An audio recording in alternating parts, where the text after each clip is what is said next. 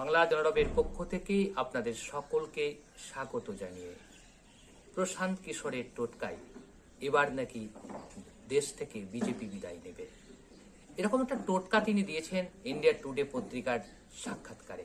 সেই টোটকায় কি আছে তা এতক্ষণে আমাদের দেশের নাগরিকরা জেনে গেছেন। তবে সেই টোটকাটা কতটা বাস্তব আর কতটা অবাস্তব, কতটা বিজেপির পক্ষে কতটা বিজেপির বিপক্ষে, তা নিয়ে আমরা খানিকটা তলিয়ে দেখার চেষ্টা করব। প্রশান্ত কিশোর ইন্ডিয়া টুডে পত্রিকায় যে সাক্ষাৎকারটি দিয়েছেন সেখানে তিনি বলেছেন যে বিজেপি বিরোধী জোট কংগ্রেসকে ছাড়াও সম্ভব, তিনি করে দেখাবেন এবং তিনি বলতে চেয়েছেন সেই কথাটাই। কেন কংগ্রেসকে ছাড়া করা যাবে তার ব্যাখ্যা তিনি অনেকটাই দিয়েছেন, সেসব ব্যাখ্যার মধ্যে আমরা যাব না। শুধু এটুকুই বলবো যে প্রশান্ত কিশোরের আসল উদ্দেশ্য লক্ষ্যটা কি।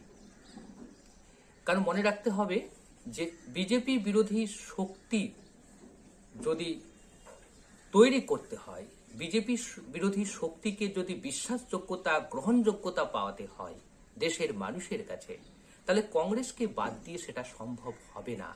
এই সহজ সরল সমীকরণটি আমাদের সকলকেই বুঝতে হবে। তবে কেন তাহলে কংগ্রেসকে বাদ দেওয়ার কথা ভাবা হচ্ছে, কি জন্যে ভাবা হচ্ছে, সেসব ব্যাখ্যা দিতে গেলে অনেকটা সময় লাগবে।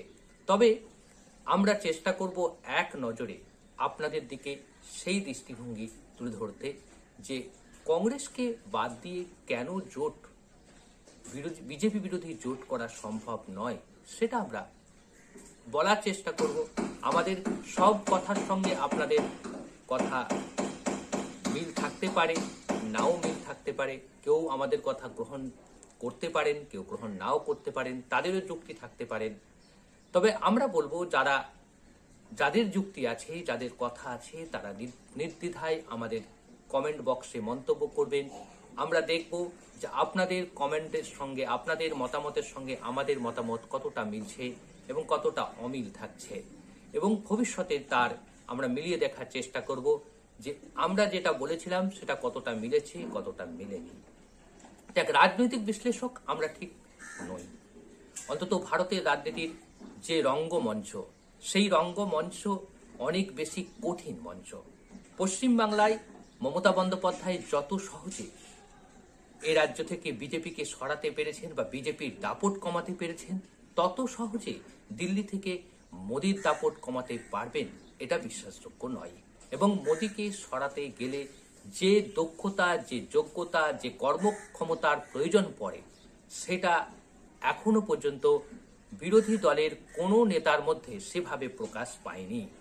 তবে একথা অস্বীকার করার জায়গা নেই যে কংগ্রেস নেতা রাহুল গান্ধী প্রথম দিন থেকে নোটবন্দি থেকে শুরু করে কোভিড সিচুয়েশন পর্যন্ত, কোভিড পরিস্থিতি পর্যন্ত তিনি এক নাগাড়ে আক্রমণ করে গেছেন। এবং একথাও স্বীকার করতে হবে যে বিজেপি দল প্রতিটা মুহূর্তে, বিশেষ করে নরেন্দ্র মোদী যখন আক্রমণ করেন তখন কোনো দলকে তিনি আক্রমণের নিশানায় আনেন না, তিনি কংগ্রেসকে আনেন। সম্প্রতি কৃষক আন্দোলন নিয়ে তিনি যে কয়েকটি মন্তব্য করেছেন, সবকটি মন্তব্যের পেছনেই দেখা যাবে যে তিনি পরিবারতন্ত্র কংগ্রেসের বিরুদ্ধে সরব হয়েছেন। তো এদিকে আমরা দেখলাম এগুলো হচ্ছে বিজেপির দিক। বিজেপি বরাবরই কংগ্রেসকে আক্রমণ করছেন, কংগ্রেস মুক্ত ভারত গড়ার স্বপ্ন দেখাচ্ছেন দেশের মানুষকে। কেন কংগ্রেস মুক্ত ভারত গড়ার স্বপ্ন দেখাচ্ছেন? যে কংগ্রেস যতদিন ভারতবর্ষে থাকবে, তার অস্তিত্বকে টিকিয়ে রাখতে পারবে, ততদিন ভারতের সংবিধানের ধর্মনিরপেক্ষতাকে অক্ষুণ্ণ রাখার চেষ্টা করবে তারা। কংগ্রেসকে কেন সরিয়ে রাখার চেষ্টা হচ্ছে? কংগ্রেসকে সরিয়ে রাখার চেষ্টা হচ্ছে যে কংগ্রেস এখনো পর্যন্ত তার নীতিতে, তার সংবিধানগতভাবে তিনি মনে করেন এই দেশ বিভেদের মধ্যে ঐক্য থাকতে হবে, বিভেদ থাকবে আবার ঐক্য থাকবে, দুটোকে একসঙ্গে মিলিয়ে তাদের কাজ করতে হবে। এটা হচ্ছে কংগ্রেসের বৈশিষ্ট্যের মধ্যে পড়ে। আর উল্টো দিকে বিজেপি কি চাইছে? বিজেপি সমগ্র দেশ জুড়ে একটা একটা তত্ত্বকে সামনে আনার চেষ্টা করছে, সেটা হচ্ছে হিন্দুত্বের তত্ত্ব। অর্থাৎ হিন্দু রাষ্ট্র তৈরি করা হবে, হিন্দুরা এখানে রাজত্ব করবে, বিশেষ করে সংখ্যালঘু মুসলিমদের কোনো দাবি থাকবে না, মুসলিমদের কোনো অধিকার থাকবে না। সেই দিকে তারা এই রাজনীতিটা করে চলেছে। এখনো পর্যন্ত বিজেপির কোনো নেতা, বিজেপির কোনো নেতৃত্ব একথা প্রতিশ্রুতি দিতে পারেননি যে আমরা এই দেশে মুসলিমদের নিরাপত্তা সুরক্ষিত করব। এখনো পর্যন্ত সেই অর্থে সেভাবে বলতে পারেনি তারা। প্রতিটা মুহূর্তে আক্রমণের মূল লক্ষ্য মুসলিম। সম্প্রতি গত কয়েকদিন আগেই আপনারা লক্ষ্য করে দেখেছেন যে হরিয়ানার মুখ্যমন্ত্রী বলেছেন যে প্রকাশ্যে নামাজ পড়া যাবে না। কেন বলেছেন? যে হরিয়ানার গুরুগ্রাম বলে একটি জায়গা রয়েছে যেখানে জুম্মার নামাজটা রাস্তায় হতো, রাস্তায় মানে মাঠে হতো, সেই খোলা ময়দানে হতো। সেইটা নিয়ে সমস্যা তৈরি হয়েছে। বেশ কয়েক সপ্তাহ ধরে হিন্দুত্ববাদীরা বিক্ষোভ দেখাচ্ছিলেন। প্রশাসন একটা নির্দিষ্ট করে দিয়েছিলেন যে এই জায়গাতে খোলা জায়গায় নামাজ হতে পারে, জুম্মার নামাজ।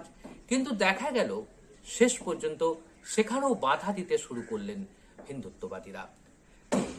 পুলিশ তার কাজ করে যাচ্ছিল, কিন্তু পুলিশ এই কাজ করে যাওয়ার পরেও শেষ মুহূর্তে যেটা হয়েছিল, পুলিশের সেই কাজ মেনেই মুসলিমরা যথাযথ নামাজ পড়ছিলেন। শেষ পর্যন্ত মুখ্যমন্ত্রী মনোহরলাল খাট্টার পরিষ্কার বলে দিলেন যে খোলা মাঠে বা খোলা রাস্তা আটকে নামাজ পড়া বরদাস্ত করা যাবে না। জুম্মার নামাজ মাত্র 2 রাকাত হয়। এই 2 রাকাত নামাজ পড়তে খুব বেশি সময় লাগলে 5 থেকে 7 মিনিট যাবে। এই 5-7 মিনিটও সহ্য করা হবে না বলে হরিয়ানার মুখ্যমন্ত্রী ঘোষণা করে দিলেন। দেশের প্রধানমন্ত্রী নীরব রইলেন, বিজেপি সর্বভারতীয় সভাপতি নীরব রইলেন, মোহন ভাগবত যিনি বলছেন যে এদেশের মুসলিমদের আর হিন্দুদের ডিএনএ এক, তিনিও নীরব রইলেন। অর্থাৎ এই জায়গাটাই কংগ্রেস যদি ক্ষমতায় থাকতো তাহলে অন্তত এইটা আমরা দেখতে পেতাম না, বলতে পারতাম না। কোনো মুখ্যমন্ত্রী অন্তত এই কথা জোর দিয়ে বলতে পারতেন না রাস্তা আটকে নামাজ পড়া সহ্য করা হবে না।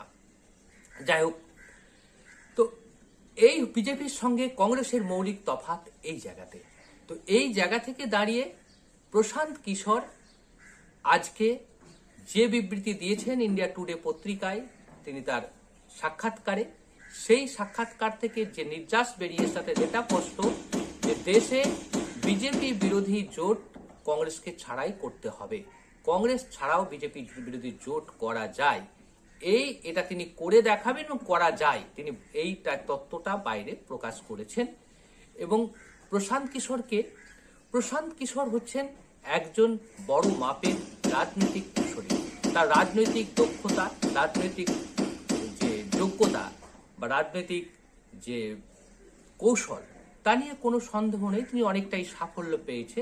তিনি 9টা রাজ্যের দায়িত্ব পেয়েছিলেন, 8টাতে তিনি জিতিয়ে এনেছেন যে দলের দায়িত্ব নিয়েছেন সেই দলকে। তো উনি পরিষ্কার ভাষায় বলা যেতে পারে উনি একজন বিজনেসম্যান। যে দল উনাকে টাকা দেন বা অর্থের বিনিময়ে সেই দলের হয়ে উনি কাজ করেন, সেই দলকে জেতানোর চেষ্টা করেন এবং জিতে গেছেন। সম্প্রতি সবচেয়ে শেষ যে নির্বাচনটি সাম্প্রতিক কালে জয়লাভ করেছেন সেটা হচ্ছে পশ্চিমবাংলা বিধানসভার নির্বাচন। এই নির্বাচনে মমতা বন্দ্যোপাধ্যায় বিপুল ভোটে জয়ী হয়েছেন, এ নিয়ে কোনো সন্দেহ নেই। কিন্তু এতে প্রশান্ত কিশোরের কতটা অবদান আছে তা নিয়ে আমাদের সন্দেহ রয়েছে। এবং আমি খুব ব্যক্তিগতভাবে যতটা জানি, এই রাজ্যে সংখ্যালঘু মুসলিমদের ভোট যে হারে তৃণমূল কংগ্রেস পেয়েছে, সেই হারে তারা কিন্তু প্রশান্ত কিশোরকে বিশ্বাস করে তৃণমূল কংগ্রেসকে ভোট দেননি। তারা ভোট দিয়েছিল মমতা বন্দ্যোপাধ্যায়কে বিশ্বাস করে, মমতা বন্দ্যোপাধ্যায়ের প্রতি আস্থা রেখে। এই রাজ্যের সংখ্যালঘু মুসলিমরা দুহাত ভরে মমতাকে ভোট দিয়েছে। সেই জন্য আপনারা দেখতেই পাবেন মুর্শিদাবাদ, মালদার যে 30-35টি আসন রয়েছে দিনাজপুর মিলিয়ে, সেই 30-35টি আসন যেখানে কংগ্রেস এবং বামেরা যথেষ্ট শক্তিশালী ছিল এবং আছে এখনো, সেই সব এলাকা থেকে কার্যত সেই সব বাম কংগ্রেস শূন্য হয়ে গিয়েছে। বিধানসভাতেই বাম কংগ্রেস শূন্য হয়েছে এই কারণেই, কারণ তাদের যে মূল শক্তি, সেই শক্তি সংখ্যালঘু ভোটটা ঘুরে গেছে মমতার দিকে। তার টার্নিং পয়েন্ট নিয়েছে বিপুল ভোট মমতার দিকে যাওয়ার জন্য।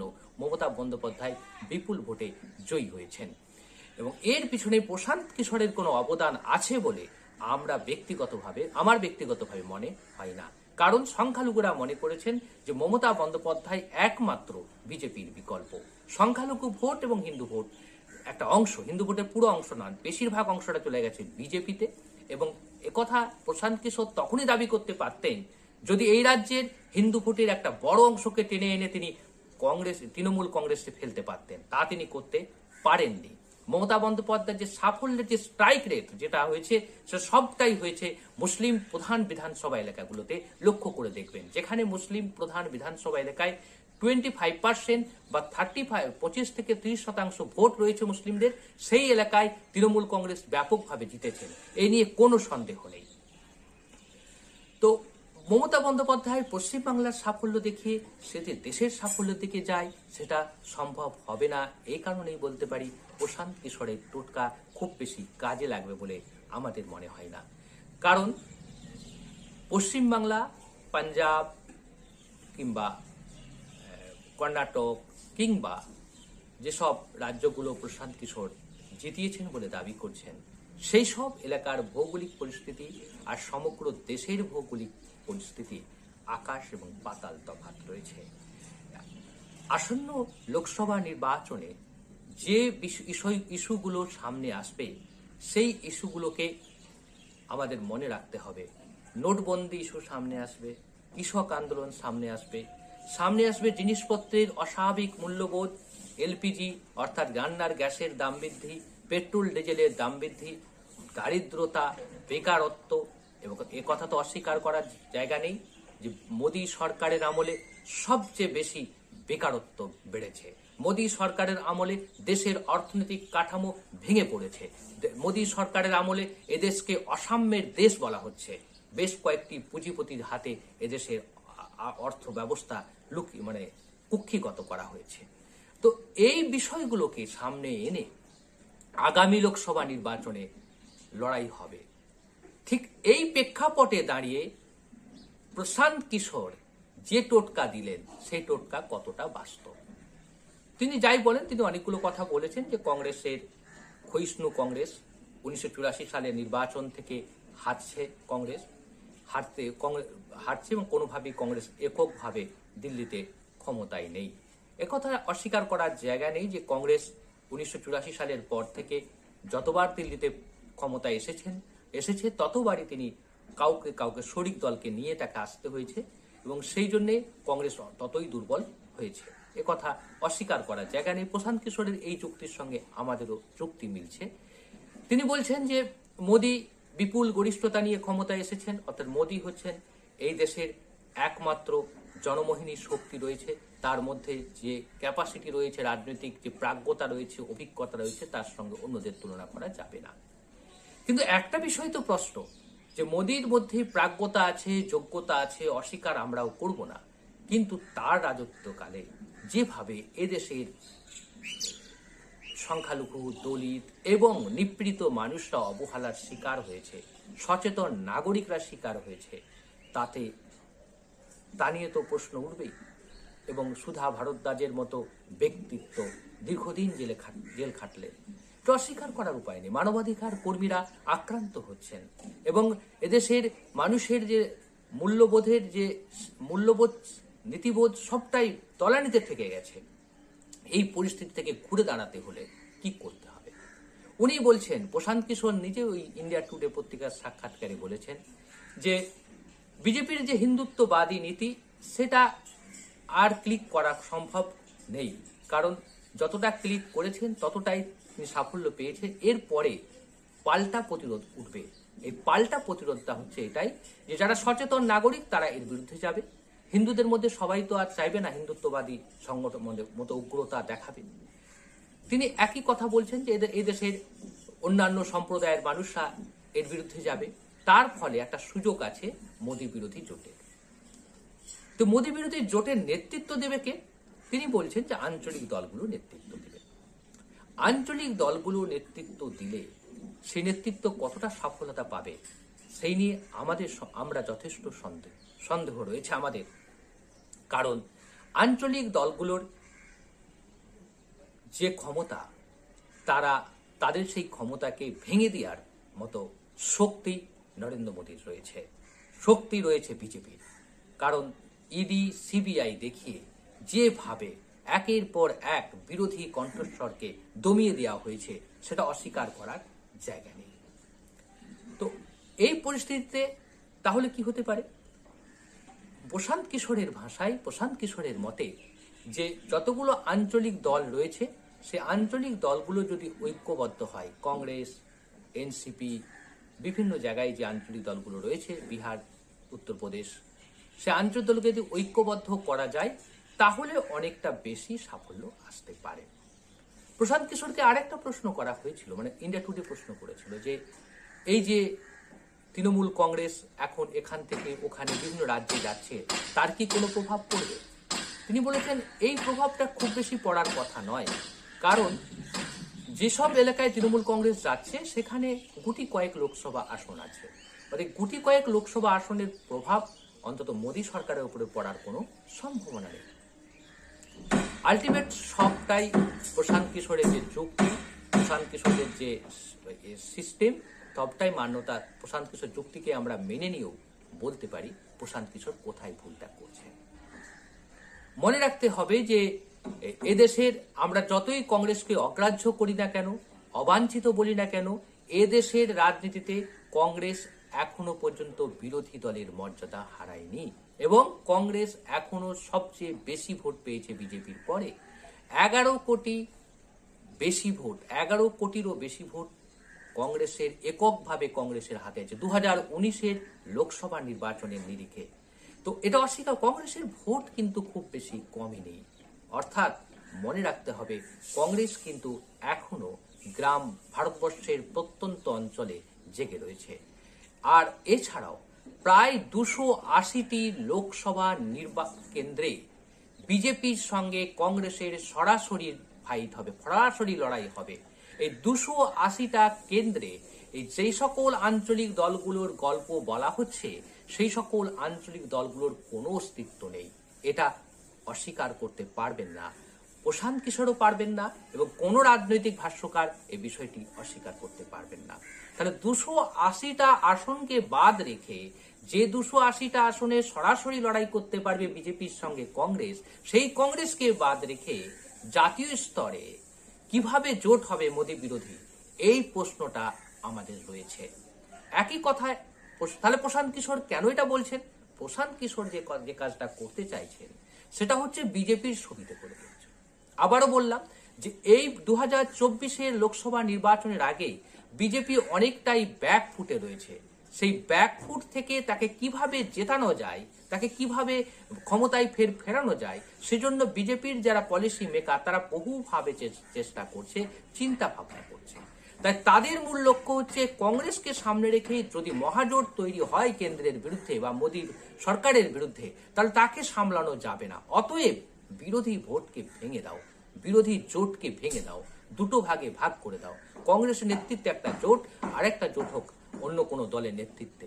এই অঙ্ক থেকে এই কাজটা করছে। সচেতন নাগরিকদের কাছে আমাদের আবেদন যে আপনারা যদি এ দেশকে সত্যিকার অর্থে ধর্মনিরপেক্ষ আদর্শে রক্ষা করতে চান, এই দেশের যদি প্রতিটা নাগরিককে তার নাগরিক মূল্যবোধের এবং তার মানবাধিকার অধিকারকে ফিরিয়ে দিতে চান, তাহলে অবশ্যই মোদী বিরোধী একটা জোটই কাম্য।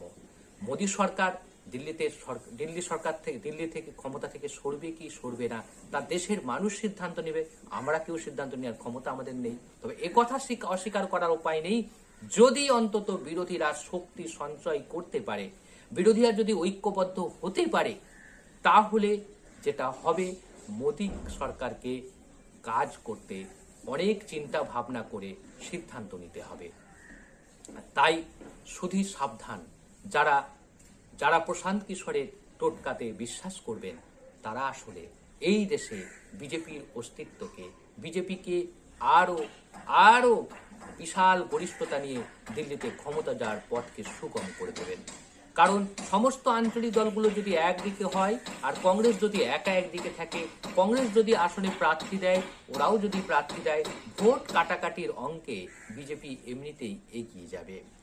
অর্থাৎ দেশের যদি সংবিধানকে বাঁচাতে হয়, দেশের যদি ঐক্যকে রক্ষা করতে হয়, দেশের যদি সম্মিলিত প্রচেষ্টাকে দেখতে হয়, তাহলে আমাদের সকলের উচিত যে জোট করলে বিরোধী জোট একটাই হবে, সেটা কংগ্রেসের নেতৃত্বে বা কংগ্রেসকে সঙ্গে নিয়ে, নেতৃত্ব নাও দিতে পারে কংগ্রেসকে সঙ্গে নিয়ে জোট হতে পারে মোদী বিরোধী জোট। আর একান্তে এই সময় বলে যাই, মমতা বন্দ্যোপাধ্যায় যদি ভারতের প্রধানমন্ত্রী হন, আমরা বাঙালি প্রধানমন্ত্রী আমরা সবচেয়ে বেশি খুশি হব। একই সঙ্গে এই কথাটাও আমি স্পষ্ট করে বলে দিতে, কাউকে দালালি করে নয়, কংগ্রেসের পক্ষে আমি বলছি না, আমি নিরপেক্ষ দৃষ্টিভঙ্গি থেকে বলছি।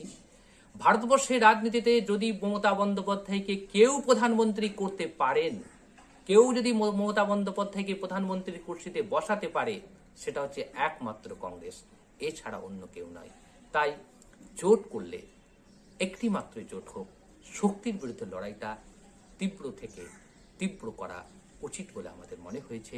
কারণ বিরোধী জোটকে সংঘবদ্ধ না হলে এদেশের নাগরিকদের যে অধিকার, সে অধিকারকে সুরক্ষিত হবে না।